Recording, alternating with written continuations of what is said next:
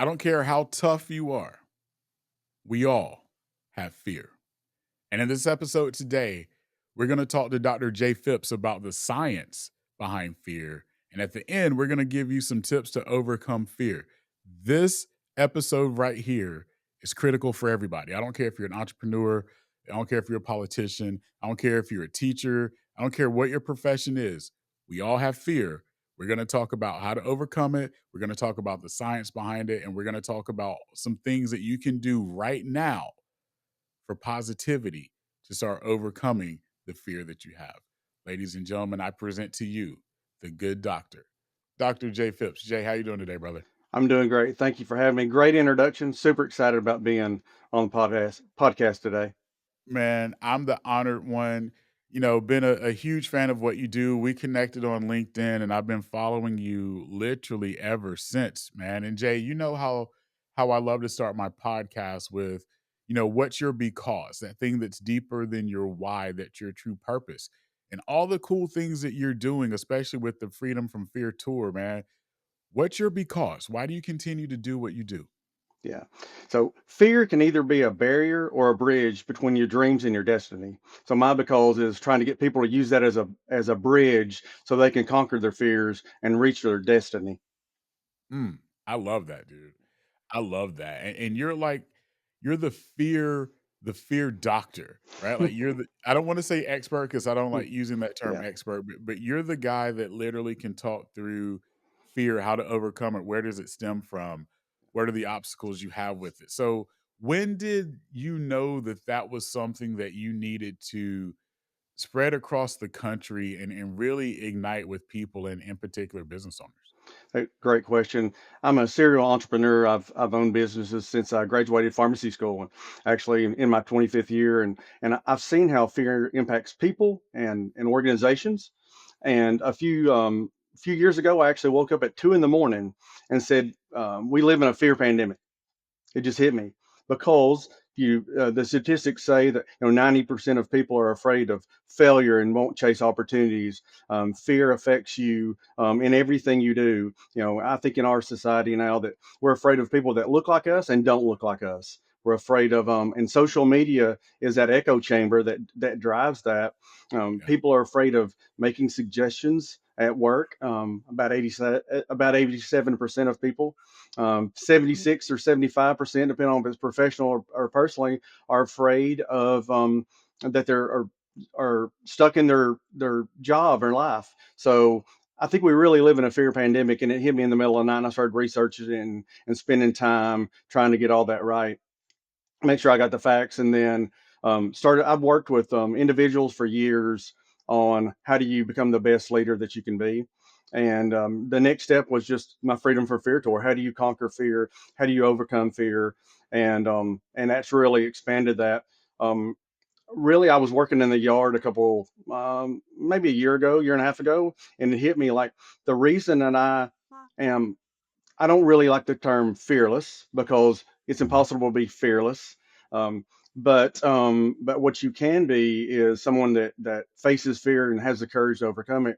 I had a family history where my mom was afraid of almost everything, and so that I think prepared me to not be fearful and to take on fears. Either you can be paralyzed by fear, or you can move forward and conquer it. And so that revelation of, I bet there are other people like me that grew up where we were afraid of lots of things. And Mm. so then I started doing the Freedom from Fear tour, where I'm conquering 100 fears in a year and proving that you can conquer fear, capital F fears and lowercase f fears. And we can talk more about that as we unpack the Freedom from Fear tour.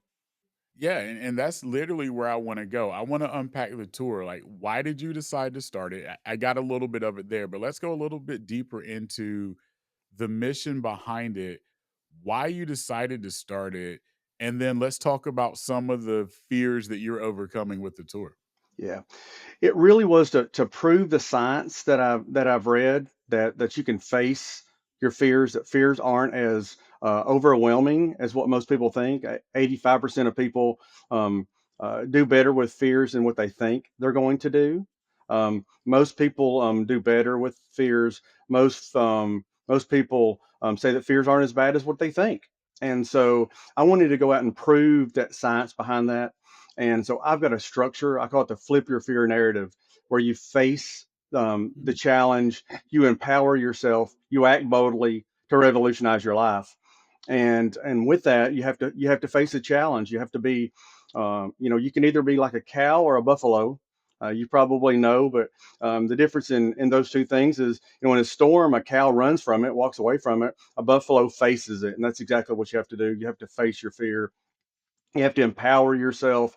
Visualization is great, and I just proved that to myself. I've been preaching it, but I went skydiving a few weeks ago, and one of my big fears is jumping out of a perfectly good airplane. And since I was about a teenager, I've wanted to do it, but never did it. And so I jumped out of that plane about 100 times before I got there. I visualized myself jumping out of the plane and being successful at it. And then you act boldly. Plan. I think too many people plan and never act. So action is really the key. I call it the action is the antidote for fear. And then it revolutionizes your life. You actually restructure your amygdala, your fear center, every time you conquer a fear. So I've put that structure together, and the Freedom for Fear Tour was really just testing that. Does it work? And what I'm saying is consistently it does. So I've done things from, I'll tell you, one of the bigger fears was I announced that I was going to do 100 fears in a year. That's Yeah. a fairly big commitment. Considering that I'm a CEO of three companies, I've got a lot of balls in the air at any given time. Speaking and leadership development is my passion, and that's where I spend a significant amount of my time. And to say, hey, I'm going to do 100 fears in a year, but announcing it, I've had colonoscopy, which cancer screenings, because I see patients every day that are afraid to actually find out if they have potentially have a cancer or health condition. I got a power of attorney on my parents, which I had put off for 2 years because Mm. of fear. And then I've done, those. I've hired people, I've fired people. I've talked about perfectionism and how perfectionism is a sign of fear. uh, as I said, I jumped out of a perfectly good airplane, which was an amazing experience. My 21-year-old went with me then. He jumped out first and said, Dad, you have to jump if I'm out of the plane. And I um, never hesitated, went right out. If you see facial expressions of me as I come out of the plane, I may not look like I was having fun, but I really was having a really good time. And I went kite surfing on a nuclear day in Hood River, Oregon, with 40-mile-an-hour winds. I climbed Mount Hood, which is the third most deadly mountain in North America. So doing capital F fears like those, and also things like telling people thank you, and Yeah. I'm sorry, and the fears that keep us caged many times. Yeah. That's awesome. I want to go into something you said early on, which is the power of visualization. To me, as a serial entrepreneur just like you, I understand the power of visualization. I'm a Mm, writer, so I like to write things down, and I can't do a plan unless it's visually in front of me. But then also the practice of seeing the result happen so that I can practice and anticipate, mm, because visually I've already been there. yeah, Talk through the power of visualization for the listeners and viewers. yeah. One very powerful thing that I think people don't realize is your brain can't tell the difference between you experiencing it and visualizing it. Your brain is just stored that as a memory either way. So it's just like when you visualize yourself jumping out of a plane, your brain thinks you've done that.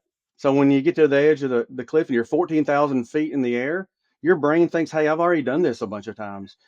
Where does that end up, from practical? Because I've got lots of friends that are like, I'll never jump out of a plane. That's nuts.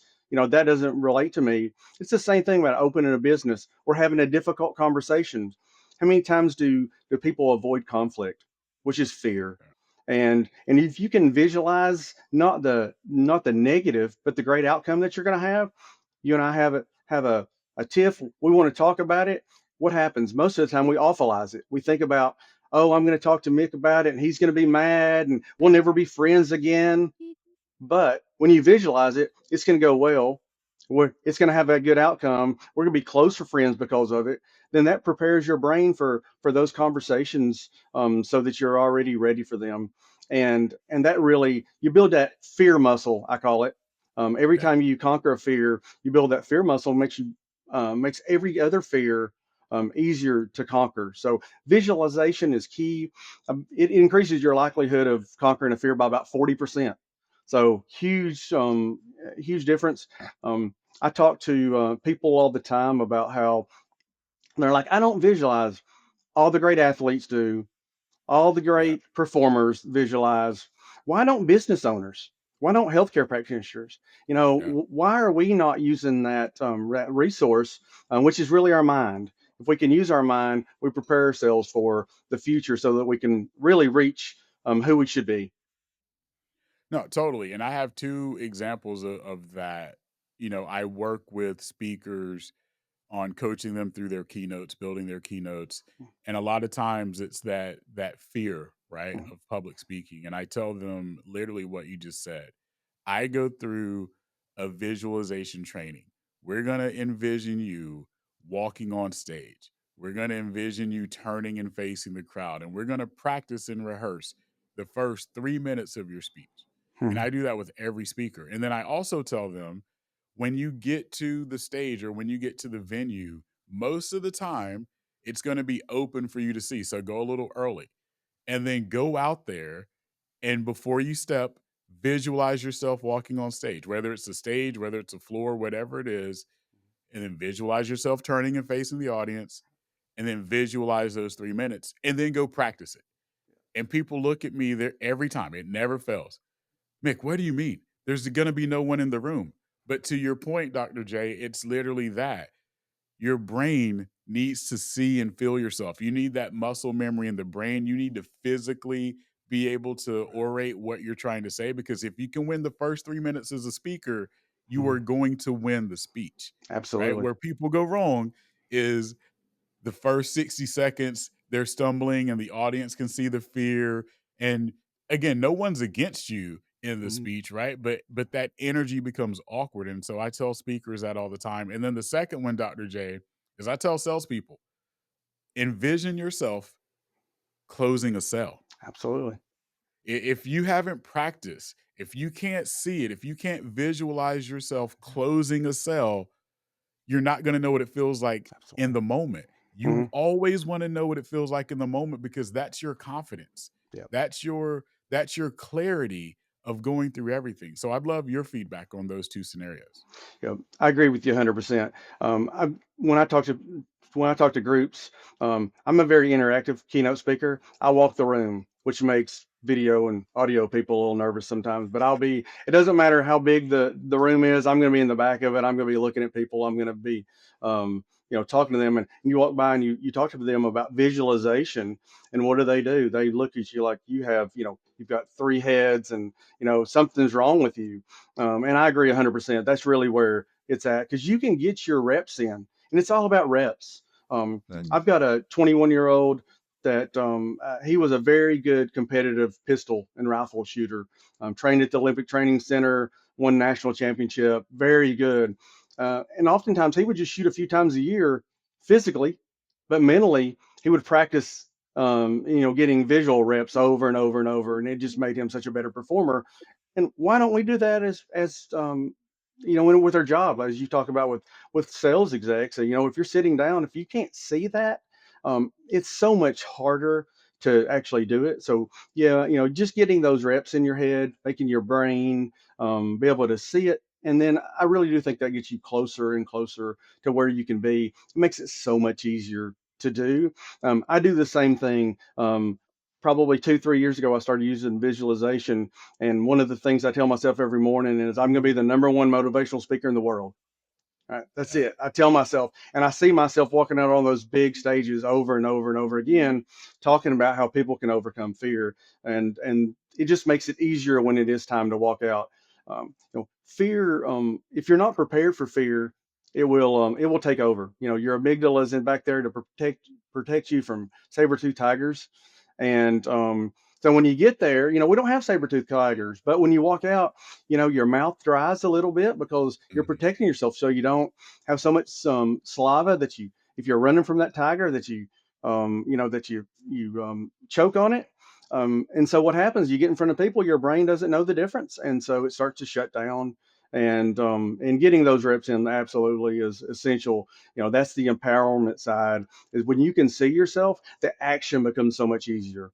You Amen to what that. you face it, you empower yourself, and then you're 100% ready for action. I love it, brother.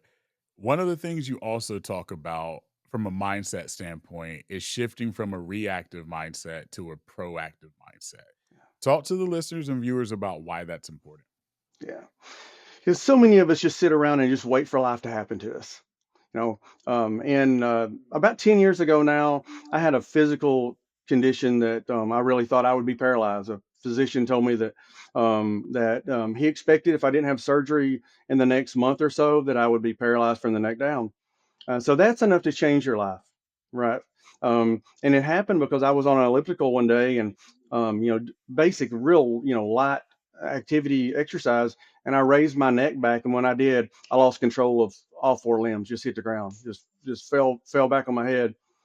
And I was going to see a physician for something anyway, an appointment in 2 or 3 days. And I went there and appointment was done. And I said, "Hey, doc, by the way, I got this weird thing. If I move my neck back, it feels like I grabbed an electric fence."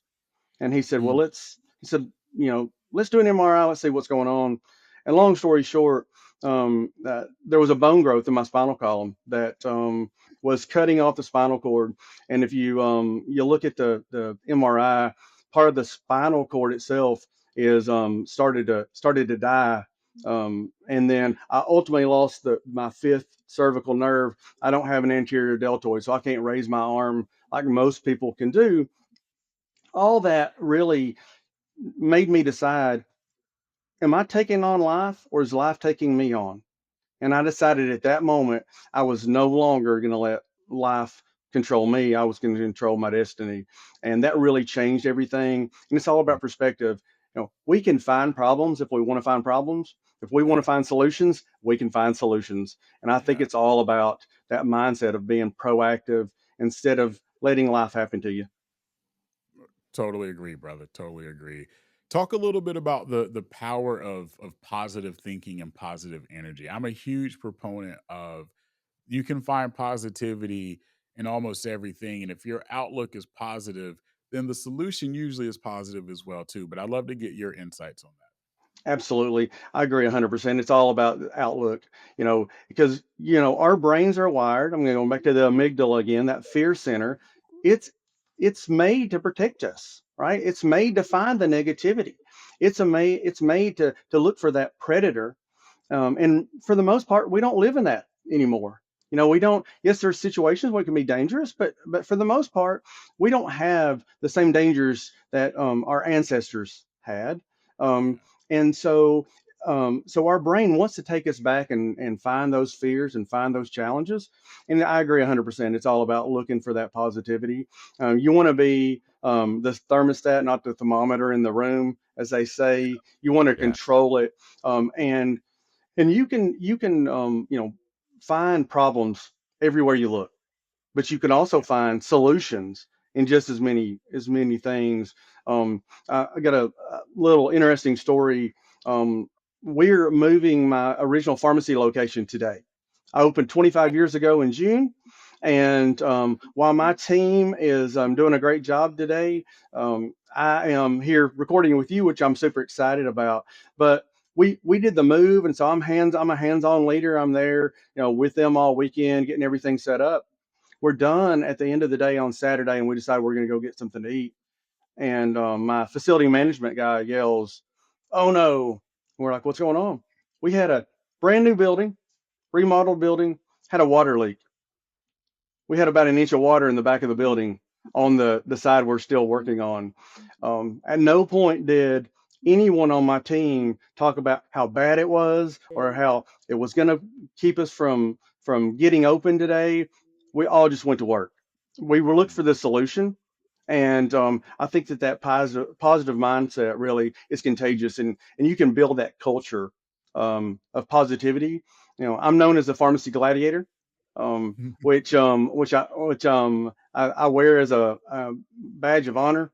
Uh, but I think that being a gladiator is really about not being enslaved by fear. It's really because, in the Roman Empire, gladiators were slaves, and what did they do? They had to fight to earn their freedom. And Yeah. we can be imprisoned by fear as well. And so then we really just need to be a gladiator, and that is part of my empowerment thing that we talk about too. Is I say I'm a gladiator. I see it Mm. when I'm in a tough situation. I will articulate that I'm a gladiator with a lot of force, probably more than your listeners want at this time of day. But but being that gladiator and that positivity really does control the room, and it can prepare Yeah. you and your team to be successful. I love it, man. I love it. Let's do a quick shift into the pharmacy. So let's talk about that a little bit. You've created Phipps Pharmacy, and it's a community centered model, right? Talk to us a little bit about why you decided to go that route with the model of the business, which I love, by the way. Oh, thank you very much. I appreciate that. Interesting thing about me is since I finished pharmacy school, I've never worked for anybody else. I grew up Mhm. very humble. Government subsidized lunch. I got a job when I was 12. I worked on farms when I was 12 years old and did construction to pay my way through undergrad. I worked graveyard shift at a factory while I was taking organic chemistry and biochem and all those fun classes you do. And I think that work ethic is really what set me up to be successful as a business owner. And it really is about, I guess, because I came from that side of the tracks, as you might say, that Yeah. I decided it doesn't matter if you don't have a nickel or you're the CEO of FedEx or Chick-fil-A, we're going to give you the same level of care, and we have been committed to that since day one. We have multiple locations in Middle and West Tennessee, expanding. Really, since that neck issue, we're really taken off because we're not waiting for business to smack us around. We're trying to take it on. And we really are a different pharmacy from that perspective. We have nurses, we have community health workers that are engaged in the community. We have been involved in events in our area and outside where we're trying to be impactful.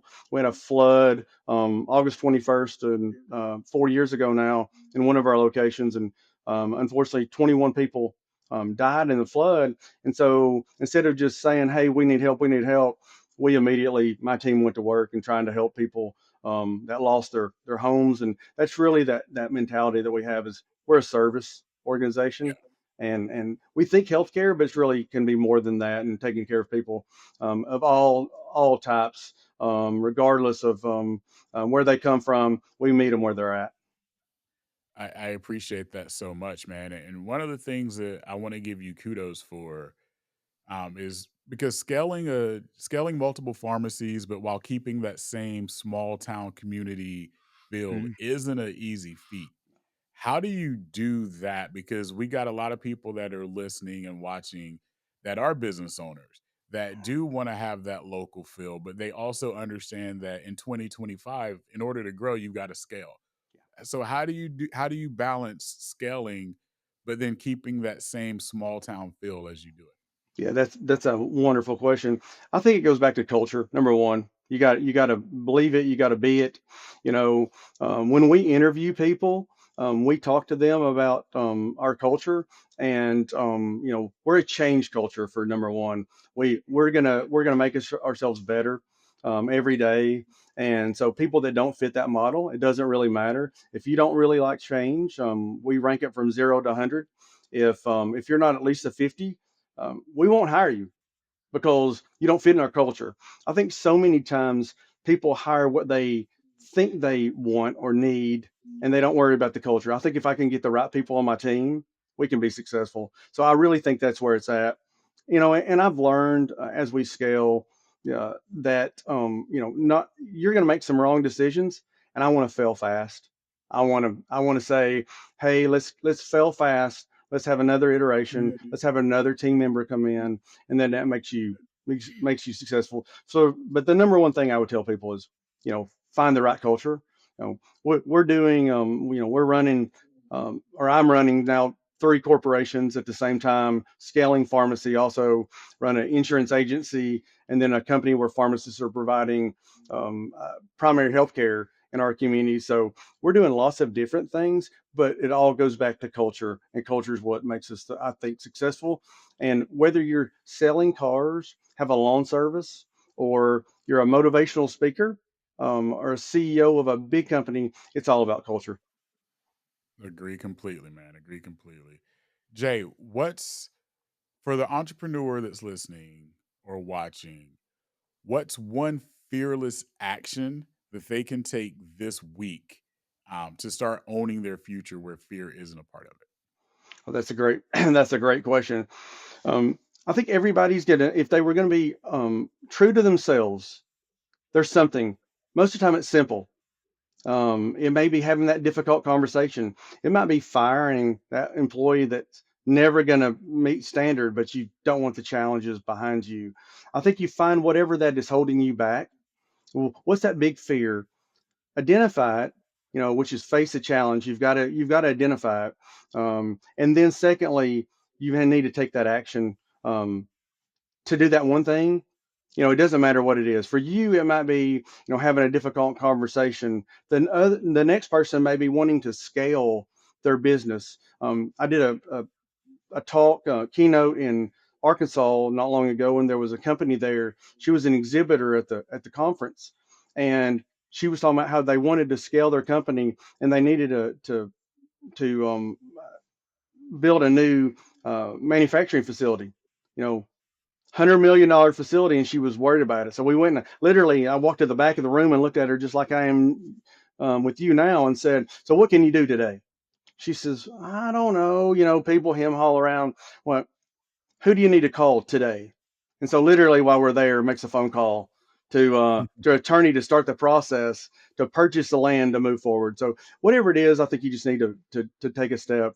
Um, and your brain rewires every time you conquer a fear, and conquering one fear helps you overcome others as well. So whether it's having that difficult conversation, perfectionism, procrastination, self-doubt, muzzling yourself, those are all fears. Yep. And identifying those and then taking a step towards conquering those, I think is what I would tell people what to do. You can think about it all day until you take action. You'll never build that fear muscle. Oh, amen to that. Amen to that. Jay, I appreciate you so much, man. I want to get you out of here with my quick five. So I'm going Okay, to do five rapid fire questions. Are you ready? I am. All right. When you're traveling on the tour, what's your must have road snack? Oh, that's a great question. I do these little fruit-filled gummies, and that's it. Okay. I love those. We got them for our little one, which is 10, but I'm the one that eats most of them. I love it, brother. I love it. So I know you're in Tennessee. So when you've come back from a long tour or you've had a long couple of months and it's time to recharge, Mhm. are you going to the mountains or are you going to the lake? Mountains. I grew up in East Tennessee. I'm in West Tennessee now. Grew up in the mountains, the hills of Appalachia, as I say, and going back to the mountains really recharges me. Love it. What's one book that every leader should read as it relates to overcoming fear? Oh, that's a great one. Honestly, there are so many. I think organizationally, you need to work on the Jim Collins book, Good to Great, is good because really that Good to Great is the same thing about your life. Is how you conquer Mm, that fear and move to the next level. I love it. What's the biggest lesson you've learned while you've been on this tour with fear? Uh, Without a doubt, fear impacts people even more than I thought. I sit around. I talked to a guy the other day. He said that he was actually interviewing me for a podcast that they're doing at a show, and he said, you know, fear keeps me from praying out loud with my wife. Think about that. I mean, that was extremely vulnerable. But Mm, being honest, fear keeps people stuck inside. Talked to a young lady the other day. She said her friends won't go to the store, won't go to the grocery store or a Walmart or Target, wherever, because they don't want to be around people because they're afraid of people. I think fear impacts us in so many ways. Most people say that they think of fear like fear of heights, fear of spiders. That's not really that's what gets social media interactions. Driving a Lamborghini at 178 miles an hour, that gets people excited. But mm. really, I think fear,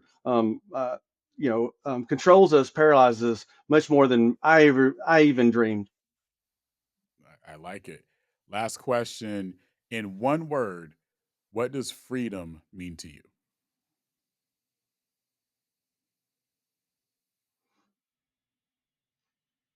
Unstoppable. Mm, When you have freedom, you're unstoppable. You can't be controlled. I love it, Dr. J. I love it. I know you're busy. I appreciate the time that you spent with us here. Where can people find and follow you? Yeah, I'm on social media, LinkedIn, TikTok, and Instagram. My website is pharmacygladiator.com. And so I'd love for people to come interact with the tour. I'm announcing there where my new fears are going to be. I'm going to whitewater rafting with Class 4 whitewater rapids this weekend. Going to see a strange family member eating a scorpion pepper, laying it out so people can go see what's going on. That's all on the website. I'd love for people to join in the Freedom from Fear tour. Jumping out of planes and eating scorpion peppers. This is Hmm. my guy, Dr. J. Phipps. Dr. J, I appreciate you, brother. I'm going to make sure that you and I find some time to connect in person, man, because I want to dig deeper into that big brain of yours on fear. Uh, Sounds great. And I'll see you on the other side of fear. Yes, sir. Yes, sir. And to all the viewers and listeners, remember your because is your superpower. Go unleash it.